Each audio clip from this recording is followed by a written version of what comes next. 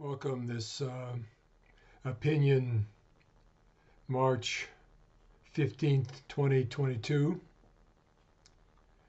And as I read Walt Zoftal of the Suburban Chicago Peace Coalition in an essay he entitles AK-47 for Ukraine, Grandma, Bad Idea.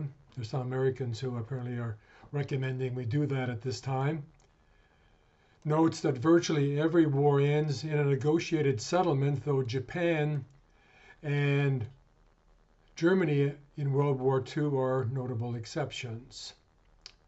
Ukraine will not be. While Ukraine is being devastated with over 14,000 dead, with cities being pulverized, Russian forces are performing so poorly, taking significant losses, it's unlikely Russia will achieve quote-unquote unconditional surrender of Ukraine. So that is why both sides are seriously negotiating. The longer the carnage goes on, the both worse off they are, and particularly the Ukraine. It's already basically a bankrupt nation, suffering the horrors of this war. And so once again, we find ourselves in an endless war. The only way we can get out of it is a negotiation, like we get out of it with the Afghan war. Messy business, but hopefully it gets out in a way that minimizes the killing. That's the whole point, minimize the killing.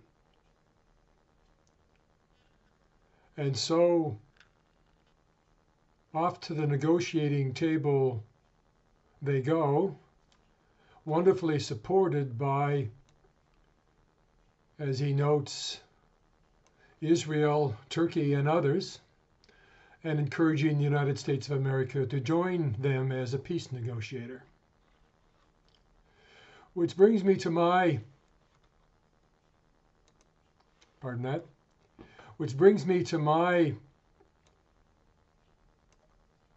opinion that I verbalized on March 10th, 2022.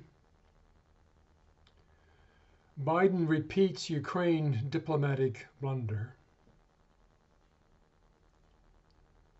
From the view of history, we will be known as a civilization founded and grounded in war. And until globe, Earth, humanity votes to change that, the need for a just war, justifiably before God, will be there. When the enemy's at the gates, threatening to cut your balls off and rape your women, you have a right to defend yourself. People trust war to keep them safe from war. That seems to be the general take that I got on a survey I did, and why I project that most people across the globe believe war is inevitable. And if we believe something is inevitable, it will be inevitable. And this condition of humanity will remain so till humanity decides to enforce the Kellogg-Briand Pact of 1928, in which nations pledge not to use war to resolve, quote, disputes or conflicts of whatever nature or whatever origin they may be, which may arise among them, end quote. We did not listen.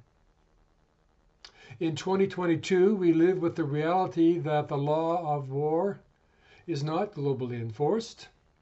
So now the potential for World War III in the Ukraine. The potential, as some people are calling for, perhaps even a nuclear dust-up. Our children may read World War III founded in the same ways we did not end World War II, as World War II founded in the ways we did end World War I. To end the barbarisms of war, like the barbarism of slavery, to be banished, our great-great-grandparents made war illegal. War is illegal today on planet Earth as speeding. Nobody enforces the law, of course. And not everybody signed on to it. But most of the major actors have. To remember, back then, Wall Street and Main Street across the globe excited for the global contract of law. Kind of the Magna Carta taken to the next level, which needs to happen. In the background of our time, and becoming more so foreground, is the threatening terror of warming. Combine war and warming, and we are already living in the 6th mass extinction. Look up the numbers. May you live in interesting times, some philosopher said. Be careful what wolf you feed, the philosopher said. And so we ponder, what if diplomacy, not war, had won the day in the matter of Ukraine? War only lasts not as a first resort, as in this case. And ending war there, given the global world we live in, a model of how to end war everywhere. Joe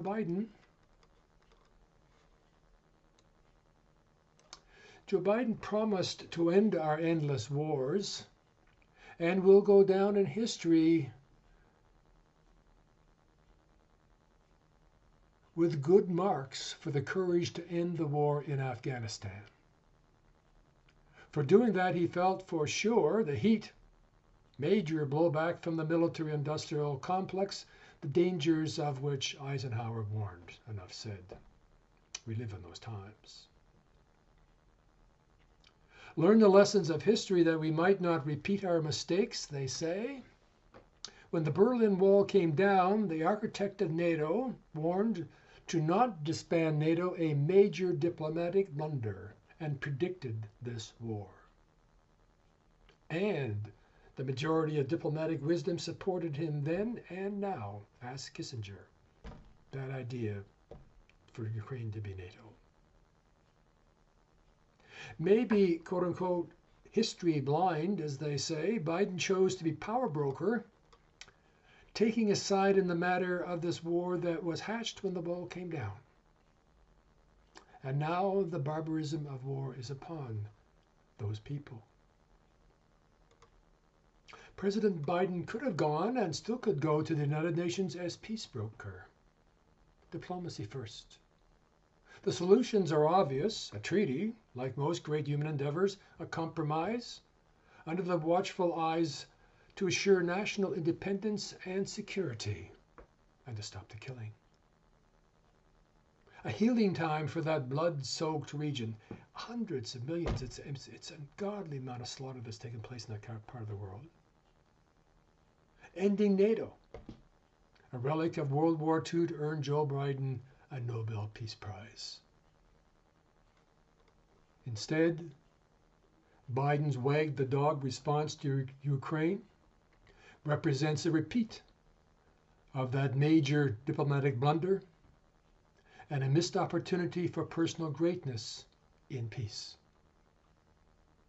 We have yet to see the outcome of his choice of war in the Ukraine. God bless.